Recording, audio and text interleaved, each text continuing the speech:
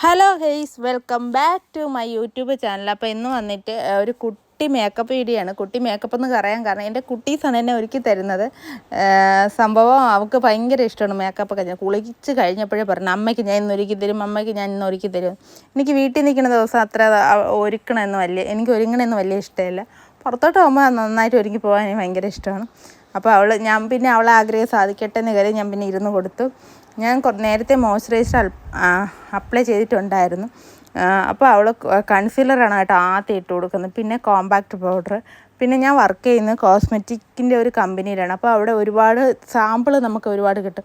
അപ്പോൾ ഇതിൻ്റെ സാധനങ്ങളൊക്കെ അവിടെ കൊണ്ടിട്ടിരുന്നിട്ട് ഇവൾക്ക് അതിൻ്റെ സാധനങ്ങൾ ഞാൻ വൈകിട്ട് ജോലി കഴിഞ്ഞ് വരുമ്പോൾ അതിനെയൊക്കെ ഇങ്ങനെ തോണ്ടി വെച്ചിരിക്കും കേട്ടോ.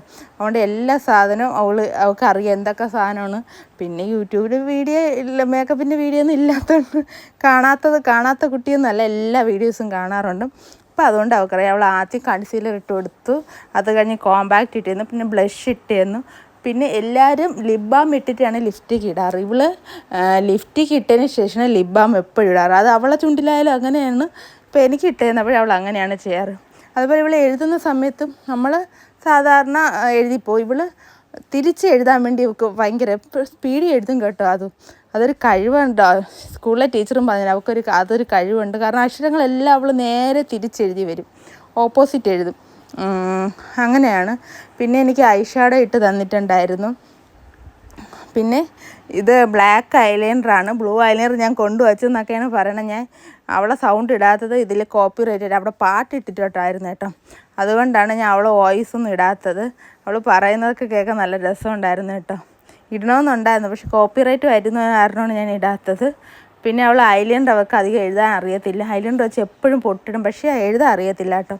അപ്പോൾ അവൾ എനിക്ക് വിങ് ഇട്ടുതരാമെന്നും പറഞ്ഞിട്ട് അവളൊരു വര വരച്ചു, പക്ഷെ അത് കുറച്ച് കട്ടിയായിട്ടാണ് കേട്ടോ വരച്ചത്. പിന്നെ എനിക്ക് കമ്മലൊക്കെ ഇട്ടത്. ഞാൻ കേട്ടോ, നിനക്ക് ഈ കമ്മലാണ് ഇഷ്ടം, അമ്മയ്ക്ക് ജിമിക്കയും കമ്മലാണ് ചേരുന്നതെന്ന് അവൾ പറയാറ് കേട്ടോ. അപ്പോൾ അങ്ങനെ കമ്മലൊക്കെ ഇട്ട് തന്നു. പിന്നെ എനിക്ക് എപ്പോഴും ഹെയർ എനിക്ക് എപ്പോഴും ഇങ്ങനെ തലയിൽ മസാജ് ചെയ്ത് തരും.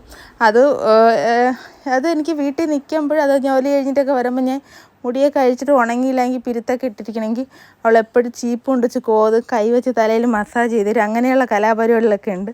പിന്നെ തലേന്നും കെട്ടാൻ അറിയത്തില്ല. അതുകൊണ്ട് അമ്മ എനിക്ക് തലേന്നും കെട്ടാൻ അറിയത്തില്ല, ഞാൻ ഉടക്കൊക്കെ അറുത്ത് തരാം എന്നും പറഞ്ഞ് മുടിയെ പിടിച്ച് വലിക്കുകയാണ്.